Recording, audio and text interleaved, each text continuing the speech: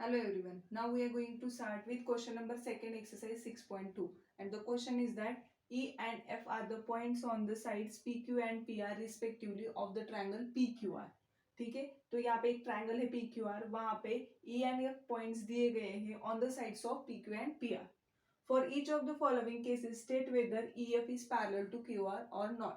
Means यहाँ पे हमें जो क्वेश्चन दिया गया है वहां पे ट्रायंगल्स के जो पार्ट्स है उनका मेजरमेंट दिया गया है, हमें शो करना है कि E F parallel Q R को है क्या नहीं. सो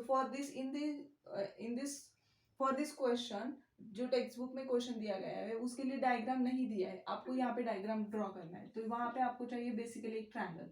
तो ये ट्रायंगल कौन सा है? P Q R and E is the point on P Q and F is the point on a P R. E and F. Measurements are also given. PE is 3.9, EQ is 3, PF is 3.6 and FR is 2.4. हमें बताना है कि EF parallel है QR को या नहीं. तो यहाँ पे रेशो दिया है और पैरेलल है कि नहीं शो करना है. तो ये होता है converse of the BPT theorem. तो ये हम कौन से थ्योरम से प्रूव कर सकते हैं? Converse of the BPT theorem. तो हमें फर्स्ट यूज करना होता है दैट इज द रेशो. क्या है ratio? PE upon E Q. PE upon E Q हमें ये शो करना है equal P F upon F R से. अगर ये पॉसिबल है तो ये हम बोल सकते हैं कि by converse of BPT theorem E F is parallel to Q R. अगर ये इक्वल नहीं आया सो these lines are not parallel. So put the values. 3.9 upon EQ is 3, that is equals to PF is 3.6 upon 2.4. अगर आपने इसको divide किया तो ये आ जाएगा 3 1 जा एंड 1.3 3 जा 9, 1.3 आएगा और ये आएगा पॉइंट कट हो जाएगा 12 से हो जाएगा ये 3/2 आएगा. Now again 3/2 is nothing but 2 1 जा 1 पॉइंट, अगेन 3 - 2 1, 1 रह जाएगा 0 10, 2 5 जा 10, 1.5. तो ये आ गया 1.3 is equal to 1.5 and this is not possible. Therefore we can say that EF is not parallel to QR. अगर ये इक्वल आया तो ही हम ये पैरेलल है बोल सकते हैं. Now in second question again here we have triangle PQR and on this PQR, E and F are the 2 points on the sides PQ and PR. So again we can take the ratios. PE upon EQ is equals to PE is 4 and EQ is 4.5 and अगर आपने इसे solve किया तो ये हो जाएगा, point cut गया 40/45. 40/45 अगर आपने कैलकुलेट किया तो ये आ जाएगा 8/9 अगर हमने 5 से इसको डिवाइड किया तो.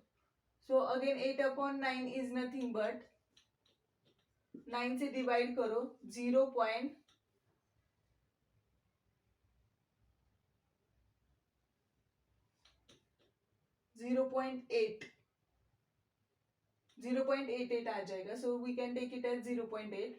Now next PF upon FR. PF upon FR अगर हमने चेक किया तो आएगा 8/9. अगेन ये 8/9 ही आया मतलब 0.88 बार हम इसको लिख सकते हैं. सो अगेन हियर अगर आपने ये देखा PE upon EQ is equals to PF upon FR. This is correct. So we can use here by converse of BPT theorem. We can say that the lines are parallel. EF is parallel to QR. So for first example, EF is not parallel to QR and in second example EF is parallel to QR. और ये कैसे possible हुआ है? जब हमने ratios check किए यहाँ पे PE अपॉन EQ ये इक्वल आना चाहिए था लेकिन ये दोनों वैल्यूज नॉट इक्वल आ गए, इसलिए यहाँ पे EF एंड QR पैरेलल नहीं है. लेकिन सेकेंड एग्जांपल में EF एंड QR क्या आए हैं? पैरेलल आए हैं. क्यों? क्योंकि ये जो मेन हमारा रेशियो है वो इक्वल आया है. So now third point is that PQ is equal to 1.28 centimeter, PR is equal to 2.56 centimeter, PE is equal to 0.18 centimeter and PF is equal to 0.36 centimeter. Again we need a triangle and the triangle name is PQR. Now E and F are the points on the PQ and PR. So we can join this. E and F. Now कौन से values दिए है? PQ. PQ मतलब हमें ये total दिया है. This is 1.28. Again PR मतलब ये टोटल लेंथ दिया है, that is 2.56 centimetre. And PE is this 0.18 and PF is 0.36. मतलब जो हमें बेसिकली रेशो चाहिए होते हैं वो क्या होते हैं? PE upon EQ and PF upon FR. लेकिन यहाँ पे EQ एंड FR नहीं दिए हैं, लेकिन यहाँ पे PQ दिया है. सो PQ एंड PE का यूज करके हम EQ निकाल सकते हैं. PQ में से अगर हमने PE सब्ट्रैक्ट किया तो हमें EQ मिल जाएगा. सिमिलरली इस साइड में PR में से अगर हमने PF सब्ट्रैक्ट कर दिया तो हमें FR मिल जाएगा. Now we can first solve this EQ and FR. कैसे? Now EQ is equal to, EQ आ जाएगा PQ minus PE. So PQ की क्या वैल्यू है? 1.28 सेंटीमीटर माइनस PE की क्या वैल्यू है? 0.18. ठीक है.